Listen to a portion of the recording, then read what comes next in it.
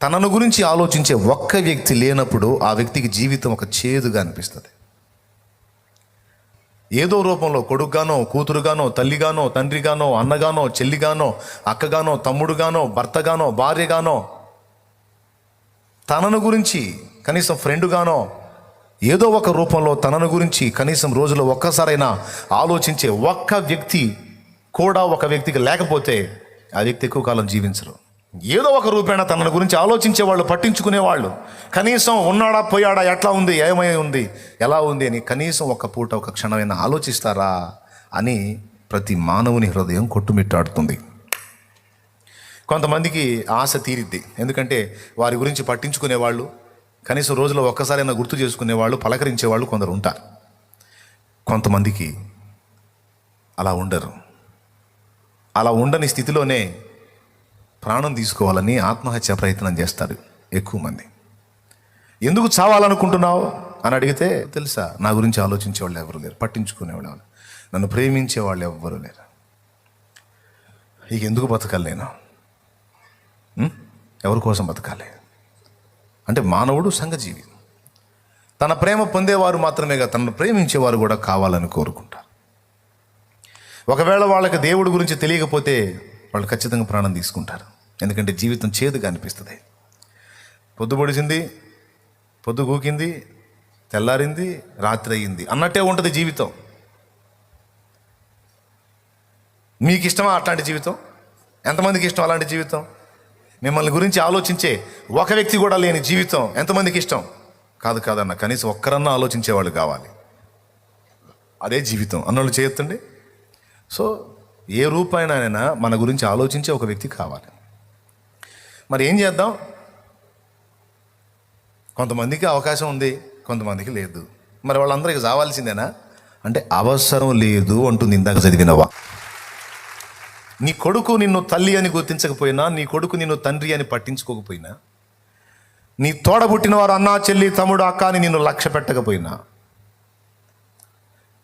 నిన్ను కన్నవాళ్ళు నిన్ను వదిలేసి వెళ్ళిపోయినా, లేకపోతే కాలం చేసినా అంటే కన్ను మూసినా,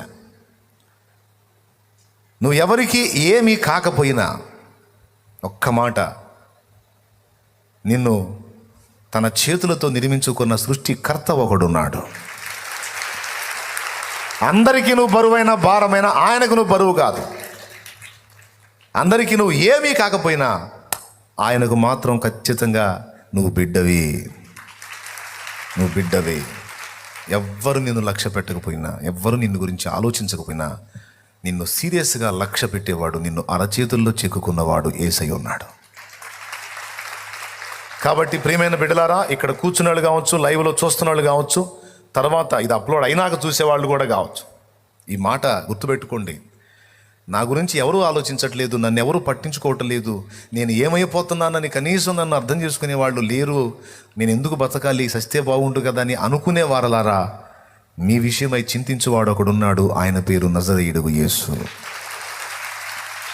నీ కొరకు విజ్ఞాపన చేసేవాడు ఆయన. మీ విషయంలో దృష్టి నిలిపి నిన్ను విడువక ఎడబాయక భూమి మీద నీకు తోడై ఉన్నవాడు ఒకడున్నాడు. ఆయన పరిశుద్ధాత్మ దేవుడు. నిన్నెంతో ప్రేమించే తండ్రి ఉన్నాడు, ఆయన పరలోకపు తండ్రి.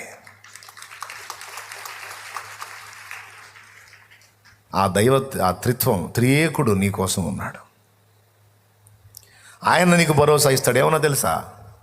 ఏ వెర్రి ముఖమా నువ్వు, ఒట్ట పిచ్చి ముఖంలాగా ఉన్నావు నువ్వు, మధ్యలో ఏర్పడిన బంధాలు మధ్యలో తెగిపోతాయి, ఎప్పటికీ తెగిపోని బంధం మనదమ్మా అంటాడు ఆయన.